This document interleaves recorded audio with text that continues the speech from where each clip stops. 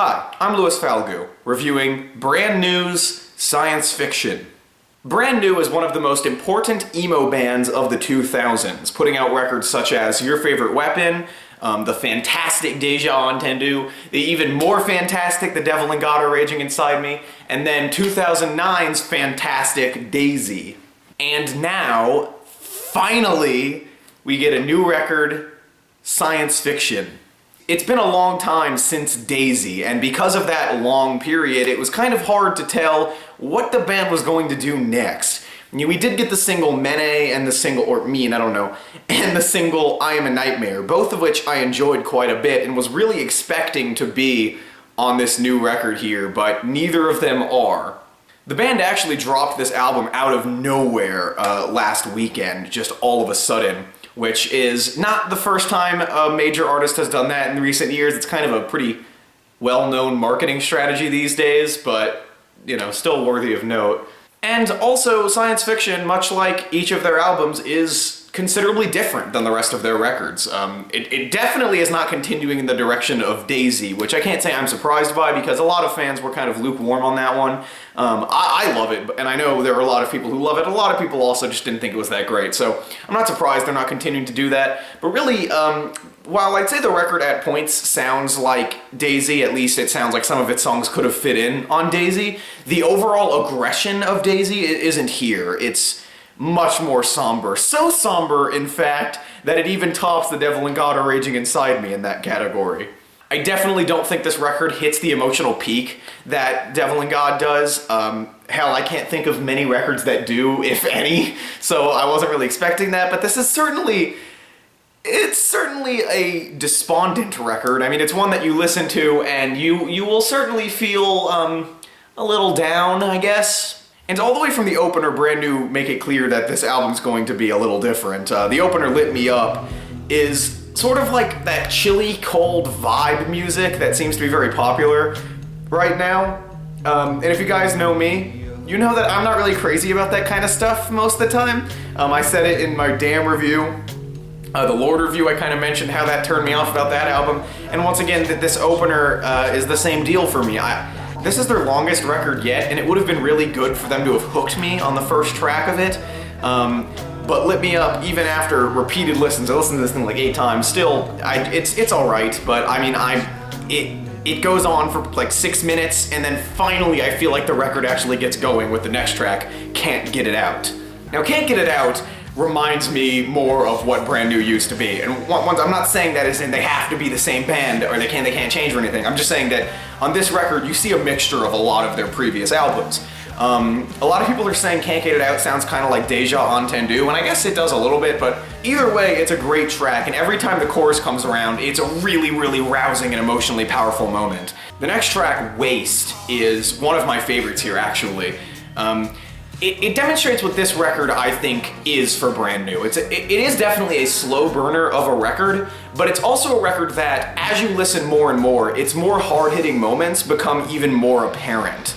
I mean, if you listen to, like, for example, The Devil and God Are Raging Inside Me for the first time, you would feel it in some way, because the opener Sowing Season, just the way it explodes, there's no way you're going to miss the energy of that record. I mean, it's not super energetic, but I think you know what I mean. As compared to this record, which just feels a lot more mellow. Even though, really, on a whole, it isn't, it does have that feel, and Waste kind of demonstrates that, because while I think the chorus is really, really, really potent, it doesn't really feel that way on first listen. And that's something interesting about this record is, while it does definitely feel more somber, it still has power to it. And occasionally that power really comes through almost on a Daisy level with a track like Same Logic / Teeth. This track is among their best. I mean, seriously, it's fucking excellent. It has a guitar pick sound that reminds me of Jesus, actually. And the way it builds to its just impactful, screamed chorus is fucking excellent. And it's one of the record's most emotionally impactful moments, reminiscent of The Devil and God Are Raging Inside Me, for me at least.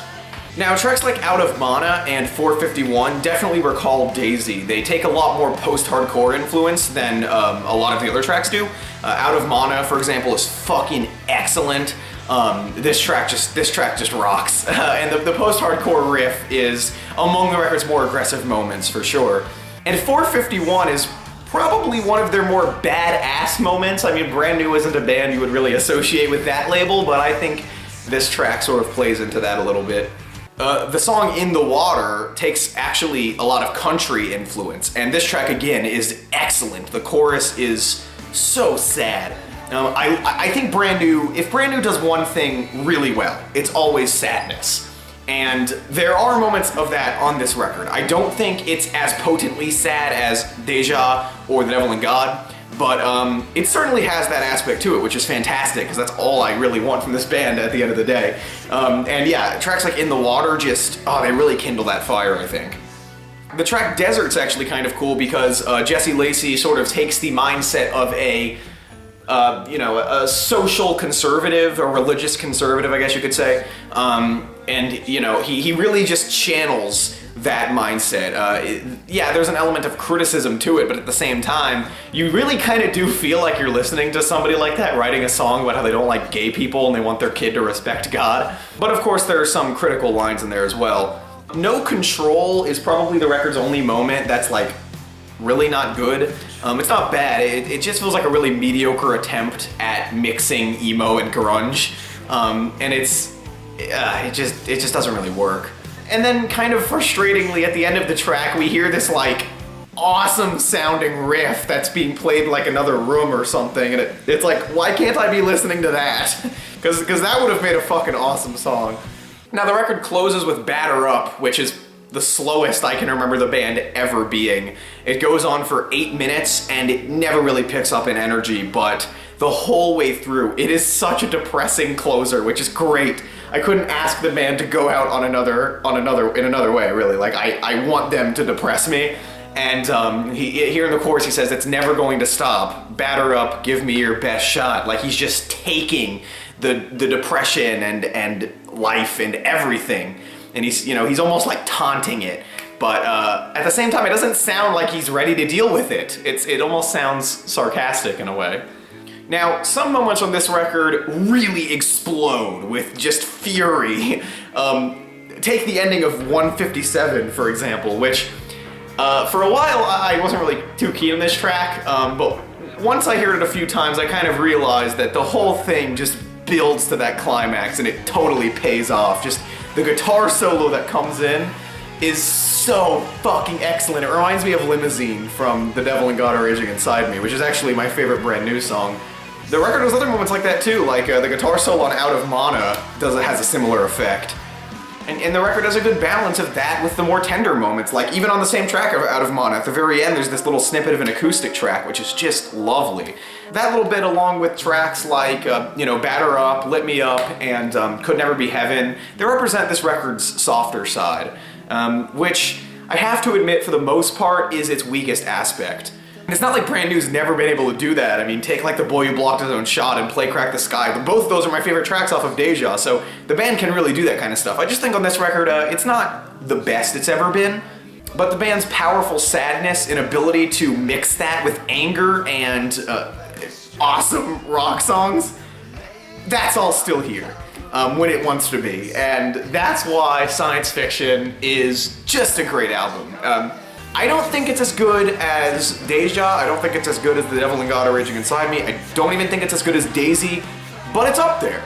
And it makes Deja to this record one of rock's greatest quadrilogies that I can think of. All 4 of these albums kick ass. And I'm really loving this new record. So overall, I give Science Fiction a great 8.75 out of 10. Even though I don't think it's Brand New's most consistent album, it still delivers on the same thing I've always wanted the band to deliver on, which I can't tell you how happy I am for that. It doesn't mean it's what I expected it to be. It definitely delivers that sadness in a different way than the other albums, but it paid off. It really paid off, and listening to this thing a lot of times really showed that to me. So if you were expecting another Devil and God or Daisy like I was, give this record time because you'll find that it will deliver that for you, but you're gonna need to let it grow on you first. And that's pretty much it. Bye, guys.